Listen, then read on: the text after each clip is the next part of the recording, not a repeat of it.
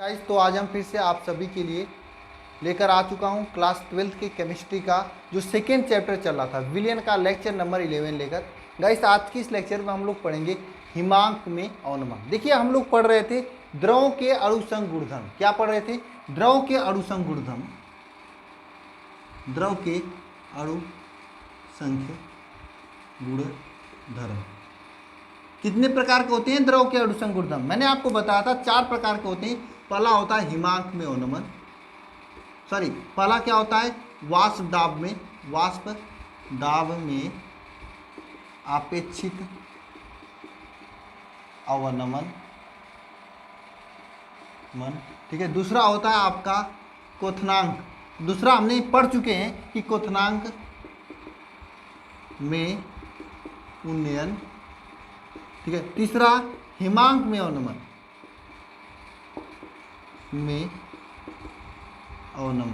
ठीक है। और चौथा होता है आपका परासरण दाब। तो हमने क्या क्या पढ़ चुके हैं? इसको हमने पढ़ दिया है, वाष्प दाब में आपेक्षिक अवनमन, न्यूमेरिकल के साथ में हमने देखा था। इसको भी हमने देख लिया है, किसको? क्वथनांक में उन्नयन का। और आज हम लोग पढ़ेंगे हिमांक में अवनमन को। किसको पढ़ेंगे? हिमांक में अवनमन। तो चलिए शुरू करते हैं आज का ये लेक्चर। गाइस, एक बात और, सभी को अगर इस क्लास का पीडीएफ चाहिए तो आप सभी लोग मेरे टेलीग्राम चैनल से जुड़ जाइए, जिसका लिंक नीचे डिस्क्रिप्शन में दिया गया है। आप डायरेक्ट जाकर टेलीग्राम चैनल से जुड़ सकते हैं। वहाँ पर आपको सभी क्लासेस का पीडीएफ, इससे पहले जो भी क्लासेज हुई सभी का पीडीएफ मैं अपलोड किया हूँ। आप ऊपर जाकर थोड़ा सा स्क्रॉल करके डाउनलोड कर सकते हैं, या फिर आप सभी लोग इस बेंजीन बैच में ज्वाइन हो जाइए। बेंजीन बैच जो कि आप सभी के लिए 100% फ्री है अल्फा इंस्टीट्यूट ऐप पर, जहाँ पर आपको डेली क्लासेज जो होती है उसका एक साथ पीडीएफ, जैसे चैप्टर नंबर 2 कंप्लीट हो जाएगा उसका एक साथ मैं पीडीएफ दे दूंगा। साथ साथ में आपको बेंजीन बैच में क्या क्या देखने को मिलेंगी, assignment test, practice paper, DBP, ये सभी चीज़ें आपको देखने को मिलेंगी, जो कि आपके एग्जाम में काफ़ी हेल्प करेंगी, आपके बोर्ड एग्जाम में काफ़ी आप लोगों को हेल्प करेंगे। ठीक है। तो आप सभी लोग बेंजीन बैच में ज्वाइन हो जाइए। कैसे ज्वाइन होना है? नीचे वीडियो के डिस्क्रिप्शन में एक वीडियो दिया हूँ जिसमें मैं बताया हूँ स्टेप बाय स्टेप। आप फॉलो करके इजीली अल्फा इंस्टीट्यूट ऐप पर बेंजीन बैच में आप ज्वाइन हो सकते हैं। ठीक है। तो चलिए क्लास को स्टार्ट करते हैं हम लोग। ठीक है। चलिए हेडिंग करना सभी लोग। और हाँ, जो डेली स्टूडेंट क्लास में प्रेजेंट हो रहे हैं, डेडिकेशन के साथ में 90+% की लड़ाई शुरू कर दी है, तैयारी शुरू कर दी है।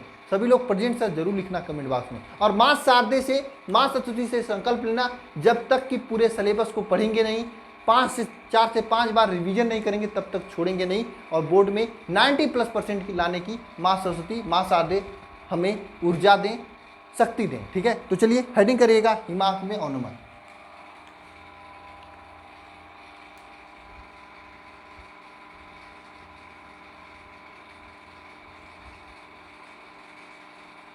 हिमांक में अवनमन क्या हेडिंग करना आपको? हिमांक में अवनमन। देखिए, सबसे पहले आप लोगों को यह जानना चाहिए हिमांक किसे कहते हैं। हिमांक कुछ लोग गांव में कहते हैं, या आप लोग समझते भी होंगे कि हिमांक वह ताप होता है जिस पर कोई द्रव जो है ठोस अवस्था में चेंज हो जाता है। यह बच्चों वाला डिफिनीशन है, आपको अभी इंटरमीडिएट वाला डिफिनीशन पढ़ना है। हिमांक किसी भी द्रव का वह ताप होता है जिस ताप पर द्रव का वाष्प दाब उसके ठोस अवस्था के वाष्प दाब के बराबर हो जाता है। ठीक है। हिमांक आप लिख सकते हैं, इसका पहला डिफिनीशन लिख देना हिमांक का। हिमांक किसी द्रव का वह ताप होता है जिस पर, किसी द्रव का वह ताप होता है जिस पर, देखिए, हिमांक किसी द्रव का वह ताप होता है जिस पर द्रव का वाष्प दाब, द्रव का वाष्प दाब जो होता है वह किसके बराबर हो जाता है? उसकी ठोस अवस्था के वाष्प दाब के बराबर हो जाता है। उसकी ठोस अवस्था के वाष्प दाब के बराबर हो जाता है। बात समझ में आई? हिमांक किसी भी द्रव का वह ताप होता है जिस पर किसी भी द्रव का वाष्प दाब उसकी ठोस अवस्था के वाष्प दाब के क्या हो जाता है? बराबर हो जाता है। ठीक है, उसके बराबर हो जाता है। बात आती है कि हिमांक में अवनमन होता क्या है।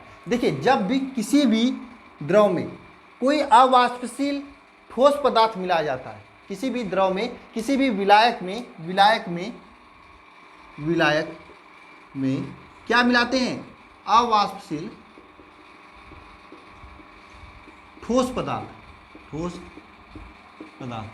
अवाष्पशील ठोस पदार्थ मिलाते हैं। तब किसी भी विलायक में हमने मिलाया अवाष्पशील ठोस पदार्थ, विलायक में जब हमने अवाष्पशील ठोस पदार्थ मिलाया तब क्या होता है? विलायक का जो होता है हिमांक कम हो जाता है, हिमांक में अवनमन हो जाता है। सीधी सी बात मैं आपको बता रहा हूँ, जिसके घर में फ्रिज होगा वही इस बात को समझ सकता है।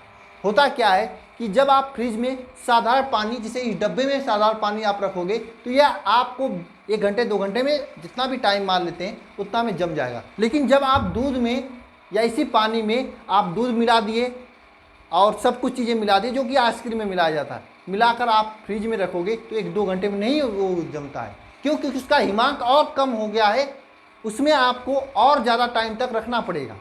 ठीक है, बात समझ में आ रही है सभी को? तो यानी किसी भी विलायक में कोई अवाष्पशील ठोस पदार्थ, अवाष्पशील ठोस पदार्थ का मतलब यह है जो कि भागे नहीं, वो जो वाष्पित न हो।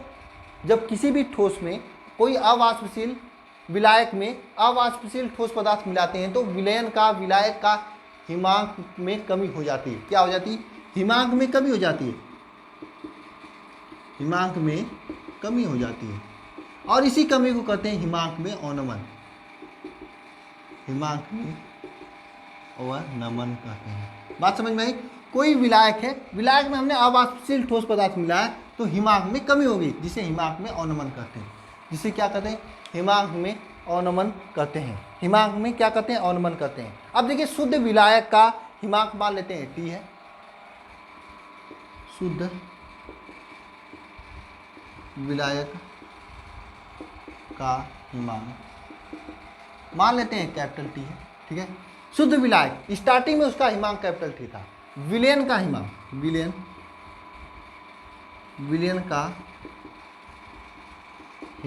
विलयन का हिमांक मान लेते हैं TS हो गया। शुद्ध विलायक का हिमांक जो है कैपिटल T है, विलयन का हिमांक क्या हो जाता है? TS हो जाता है। यानी उसमें जब कोई विलेय पदार्थ मिलाते हैं उसके बाद इसका हिमांक क्या हो जाता है? TS हो जाता है। शुद्ध विलायक का हिमांक क्या है? कैपिटल T है। जब कोई विलेय ठोस पदार्थ मिलाते हैं तो वहाँ पर क्या हो गया? उसका हिमांक क्या हो गया? TS हो गया। ठीक है, तो जरा बताइए क्या हिमांक में अवनमन क्या होता है? मतलब देखिए, स्टार्टिंग में आपको मालूम है जो T होता है, यह मान लीजिए 50 डिग्री सेंटीग्रेड है, उसे 50 होता नहीं है, 50 डिग्री, -50 डिग्री सेंटीग्रेड था। स्टार्टिंग में है -50 प्लस ही डालेंगे। ठीक है, 10 डिग्री सेंटीग्रेड मान लीजिए। स्टार्टिंग में इसका हिमांक 10 डिग्री सेंटीग्रेड था, हमने उसमें मिलाया, इसका हिमांक घट के 8 डिग्री सेंटीग्रेड हो गया। तो हिमांक में कितना की कमी हुई है? हिमांक में अवनमन क्या है? कैसे आप लोग ज्ञात करोगे? यही करोगे ना, 10 में से 8 घटा दोगे, वही काम करना, मतलब T में से TS को घटाना है, और ये T - TS होता है हिमांक में अवनमन। हिमांक में अवनमन होता है क्या? T - TS। T - TS क्या होता है? हिमांक में अवनमन होता है। नेक्स्ट चीज देखना, इसको हम लोग डेल्टा TF से प्रदर्शित करते हैं। डेल्टा TF इज इक्वल होता है T - TS। ठीक है, अब देखिए, आपको 2 नोट लिखना है। पहला नोट यह लिखना है, पहला नोट यह लिखना है। पहला नोट क्या लिखना है आपको? पहला नोट यह लिखना है जो यह डेल्टा TF होता है, यानी हिमांक में जो अवनमन होता है, यह हिमांक में अवनमन डेल्टा TF जो होता है, ये जो प्रोपोर्शनल होता है। कभी कभी एग्जाम में पूछता है, हमेशा नहीं पूछता है, कभी कभी एग्जाम में पूछता है। यह डेल्टा TS जो प्रोपोर्शनल होता है वाष्प दाब में अवनमन के, वाष्प दाब में अवनमन के। ठीक है, अवनमन के, पहली बात हुई। दूसरी बात यहाँ से आपको न्यूमेरिकल करनी है, यह डेल्टा TF जो होता है यह प्रोपोर्शनल होता है मोललता के। किसके प्रोपोर्शनल होता है? मोललता के प्रोपोर्शनल होता है। अब इस प्रोपोर्शनलिटी को, चिन्ह को हटाने के लिए हमने यूज किया एक कांस्टेंट, तो यहाँ पे लिखेंगे delta TF is equal to KF into molality. Delta की TF is equal to KF into molality, KF into molality. उसको हम लोग लिखेंगे। अब ये जो के एफ है इसको हम लोग कहते हैं, इस के एफ को हम लोग कहते हैं मोलल अवनमन स्थिरांक। मोलल अवनमन स्थिरांक कहते हैं किसको, इसे के एफ को क्या कहते हैं, मोलल अवनमन स्थिरांक कहते हैं। इस के एफ को क्या कहते हैं, मोलल अवनमन स्थिरांक कहते हैं। क्या, इस के एफ को मोलल अवनमन स्थिरांक कहते हैं। अब मोलल अवनमन स्थिरांक किसे कहते हैं, इसका डेफिनेशन क्या होता है, यह आपको जानने की बात है। तो हेडिंग करिएगा मोलल अवनमन स्थिरांक। बोले हिमांक में अवनमन आप लोगों को समझ में आया। अब आपको क्या हेडिंग करना है, मोलल अवनमन स्थिरांक। ठीक है, आप सभी लोग delta T F is equal to K F मोललता, इसी से कमेंट करिए। Delta T F is proportional to वाष्प दाब में अवनमन, इसे भी कमेंट कीजिए। ठीक है, हेडिंग करिएगा यहाँ पे, कमेंट कीजिए सभी लोग कमेंट बॉक्स में, ताकि आप लोगों का रिवीजन हो। हेडिंग करना है मोलल अवनमन स्थिरांक। मोलल अवनमन स्थिरांक, इसका डिफिनेशन भी आपके एग्जाम में पूछता है। मोलल अवनमन स्थिरांक का डिफिनेशन क्या हुआ, किसी भी विलायक की 1000 ग्राम में विलेय का 1 मोल मिलाने पर जो उसके हिमांक में अवनमन होता है, हिमांक में जो भी कमी होता है उसे क्या कहते हैं, मोलल अवनमन स्थिरांक कहते हैं। ठीक है, विलायक का 1000 ग्राम लेंगे, विलायक का कितना लेंगे, 1 kg या 1000 ग्राम। ठीक है, 1 kg या 1000 ग्राम। इसमें जो हम लोग मिलाएंगे, क्या मिलाएंगे, 1 मोल विलेय, 1 मोल विलेय। इसमें हम लोग मिलाएंगे 1 मोल विलेय। 1 मोल विलेय इसमें मिलाने पर जो उसके हिमांक में कमी होती है उसे क्या कहते हैं, हिमांक में उसे क्या कहते हैं, मोलल उन्नयन स्थिरांक। यानी किसी भी विलायक के 1000 यानी 1 किलोग्राम में विलेय का 1 मोल मिलाने पर उसके हिमांक में हुई कमी को क्या कहते हैं, मोलल अवनमन स्थिरांक कहते हैं। आप लिख सकते हैं डिफिनीशन, किसी विलायक के 1 किलोग्राम में, लिखिए, किसी विलायक के 1 किलोग्राम मतलब 1000 ग्राम में विलेय, अवाष्पशील विलेय की वह मात्रा, अवाष्पशील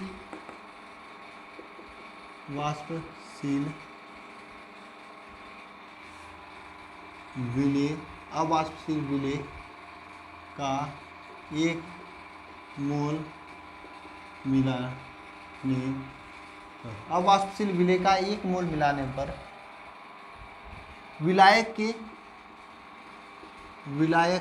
के हिमांक में हुई कमी को क्या कहते हैं, मोलल, हुई कमी को क्या कहते हैं, के एफ कहते हैं, मतलब मोलल अवनमन स्थिरांक कहते हैं। इसे आप लिख लीजिएगा। यानी किसी विलायक के 1000 या 1 किलोग्राम में विलेय का 1 मोल मिलाने पर जो उसके हिमांक में कमी होती है उसे क्या कहते हैं, मोलल अवनमन स्थिरांक कहते हैं, अवनमन स्थिरांक कहते हैं। ठीक है, ये समझ में आ रहा है सभी को, ये समझ में आ रहा है सभी को कि मोलल अवनमन स्थिरांक किसे कहते हैं। किसी विलायक के 1 किलोग्राम में, विलायक के 1 किलोग्राम में यानी 1000 ग्राम में अवाष्पशील विलेय का 1 मोल मिलाने पर उसके हिमांक में जो कमी होती है उसे मोलल अवनमन स्थिरांक कहते हैं। उसे क्या कहते हैं, मोलल अवनमन स्थिरांक कहते हैं। अब देखिए, मैं एक फार्मूला आपको बता रहा हूँ, वैसे मैं ये फार्मूला आगे भी आपको डिस्कस कर चुका हूँ, किसी में क्वथनांक में उन्नयन में, क्वथनांक के उन्नयन में। वही फार्मूला यहाँ पर भी आपको याद रखना है, फार्मूला चेंज नहीं करना है, और उसी फार्मूले पे सभी न्यूमेरिकल बन जाएंगे। फार्मूला क्या है, फार्मूला यह है, small M is equal to 1000 into small W into K F upon delta T F into capital W. ये आपका फार्मूला है। जहाँ पर बताइए जरा, स्मॉल एम क्या है, विलेय का अणुभार, का अणुभार। ये विलेय का अणुभार क्या होता है? जैसे आपके सामने H2O दे दिए, H2O दे, हालांकि ये विलायक है, विलेयक नहीं, विलेय नहीं है, फिर भी हम इसका अणुभार ज्ञात करते हैं। अणुभार कैसे लिखेंगे? 2 × 1, यानी एक का जो भार होता है उसको लिखेंगे, प्लस ऑक्सीजन का भार होता है 16, इसको लिखेंगे, कुल मिलाकर 18। यानी कि जितने भी अणु हैं उसके परमाणु भारों को जोड़ देंगे, जितनी संख्या में हो उसी को क्या कहते हैं? अणुभार कहते हैं। ठीक है। और देखिए स्मॉल डब्लू क्या है? स्मॉल डब्लू क्या है बताइए जरा? स्मॉल डब्लू विलेय का ग्राम में भार, ग्राम में भार, विलेय का ग्राम में भार। Kf क्या है? मोलल अवनमन स्थिरांक।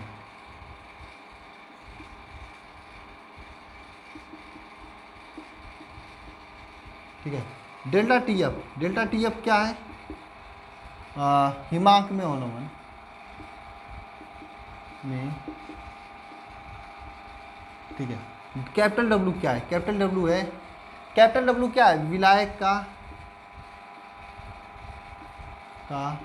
ग्राम में भार, विलायक का ग्राम में भार। ठीक है, ग्राम में भार, ये हो गया। ये देखिए यहाँ पर आपके सामने 5 चीज़ें हैं, इसमें से आपको क्वेश्चन में 4 चीज़ें दे देगा, 5वीं चीज़ को पूछेगा। ये जरूरत नहीं कि आपको ये अणुभार को ही हमेशा पूछे, आपको अणुभार देकर Kf पूछ सकता है, Kf सब चीज़ें देकर कैपिटल डब्लू पूछ सकता है। आपको ये पता करना है क्या आपसे पूछा है। और रही बात कैपिटल डब्लू स्मॉल डब्लू कैसे पता करेंगे? क्वेश्चन में जिसकी मात्रा ग्राम में दिया हो और कम दिया हो, मतलब एक का मात्रा अगर आपको 25 ग्राम दिया है, एक जगह लिखा है, एक जगह आपको 100 ग्राम लिखा है, तो आपको क्या करना है? छोटे वाले को स्मॉल डब्लू, बड़े वाले को कैपिटल डब्लू लिख देना है, या आपको वैल्यू निकाल देना है। बाकी सब चीज़ें निकालकर इस फार्मूले में पुट कर देना, आंसर फार्मूला निकालकर अपने आप दे देगा। तो चलिए 2 क्वेश्चंस हम लोग करते हैं जो आप सभी के लिए इंपॉर्टेंट है, और आप सभी को इन क्वेश्चंस को तैयार कर लेना चाहिए ताकि आपको समझ में आ जाए कैसे फार्मूला लगाते हैं। चलिए लिखते हैं 2 क्वेश्चंस। अब देखिए आप सभी के सामने यहाँ पे 2 क्वेश्चंस आप सभी को लिए दिया गया है। दोनों क्वेश्चंस में मैं कोई क्वेश्चन नहीं लगाऊंगा, बस केवल आपको यहाँ पर तरीका बताऊंगा। ठीक है, प्रैक्टिस मैं फिर से मैं बता दूं आप लोगों को। यहाँ पे मैं जो क्वेश्चन करा रहा हूँ इसका मेन उद्देश्य कि आपका फार्मूला आपको समझ में आ जाए, कैसे फार्मूला का यूज कराना है। प्रैक्टिस मैं अलग से कराऊंगा, ठीक है, कराऊंगा अलग से प्रैक्टिस, परेशान मत होना। 1-2 चैप्टर कंप्लीट हो जाने दीजिए, बहुत पीछे चल रहे हैं हम लोग। ठीक है, अब मुझे जल्दी एक और टीचर को लाना पड़ेगा, एक और सर को लाना पड़ेगा जो केमिस्ट्री पढ़ाएंगे, सेकेंड केमिस्ट्री, ताकि 2 क्लासेज आपको मिलेंगी तो जल्दी सिलेबस कंप्लीट होगा। मेरा यह लक्ष्य है कि नवंबर तक आपका सिलेबस कंप्लीट हो जाए, अधिकतम नवंबर के फर्स्ट वीक जाते जाते। ठीक है, थोड़ा इसमें तबीयत भी मेरा ख़राब चल रहा है, हाँ, तो इसलिए प्रॉब्लम हो रही है। ठीक है, और साथ में मैराथन क्लासेज भी मुझे देना होता है। जिस दिन 3 घंटे 4 घंटे लगातार मैराथन क्लासेज दे देता हूँ, उस दिन शाम को क्लासेज नहीं हो पाती है, हिम्मत ही नहीं पड़ता है खड़ा होने की। 3 घंटे लगातार आप लोग पढ़े नहीं होंगे, 3-3 घंटे में लगातार क्लासेज देता हूँ। कौन से चैनल वाले ऐसा कर रहे हैं? 1-2 चैनल्स को छोड़कर, हाँ, और जो कि एकदम पॉइंट टू पॉइंट आपके एग्जाम को टारगेट करके बताएं। जो मैं पढ़ाता हूँ सीधे आप देख लेना, एग्जाम के पेपर्स में मिलेंगे आपको, अंसाल पेपर में देख लेना, अपने जो मॉडल्स वगैरह आते हैं उसमें देख लेना, क्वेश्चन सीधे मिलेंगे आपको। ऐसे क्वेश्चंस मिलेंगे जो 2019-20 में पूछे गए थे, ऐसे क्वेश्चंस मैं कराता हूँ जो इंपॉर्टेंट होते हैं।